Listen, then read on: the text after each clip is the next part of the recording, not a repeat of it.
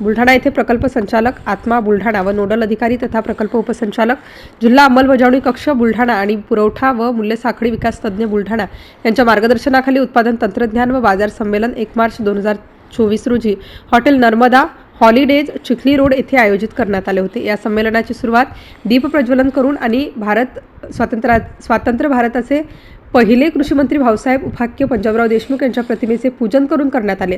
त्यावेळी मान्यवरांच्या हस्ते प्रतिमेचे पूजन करून सदर संमेलनाची सुरुवात झाली। या संमेलनात कापूस मूल्य साखळीतील सर्व घटकांना निविष्ठा उत्पादक, शेतमाल उत्पादक, शेतकऱ्यांपासून ग्राहकांपर्यंत सर्व घटक एकाच मंचावर आमंत्रित करून सर्वकष चर्चेद्वारे सर्वांना पूरक अशा मूल्य साखळीची मांडणी करून प्रस्तावित मूल्य साखळीची अंमलबजावणी करण्याकरिता रूपरेषा सांगण्यात आली।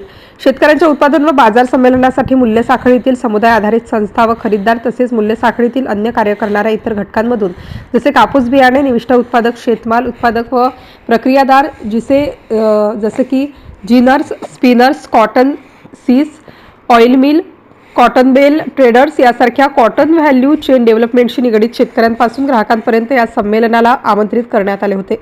या संमेलनास प्रमुख मार्गदर्शक म्हणून डॉक्टर प्रशांत नाईक, नोडल अधिकारी मिलिंद वानखडे, MIS तज्ञ RIU अमरावती मनोज ढगे, जिल्हा अधीक्षक कृषी अधिकारी बुलढाणा यांनी, त्याचबरोबर डॉक्टर अनिल तारू, वरिष्ठ शास्त्रज्ञ तथा प्रमुख कृषी विज्ञान केंद्र बुलढाणा यांच्यासह असंख्य मान्यवर या ठिकाणी प्रामुख्याने उपस्थित होते।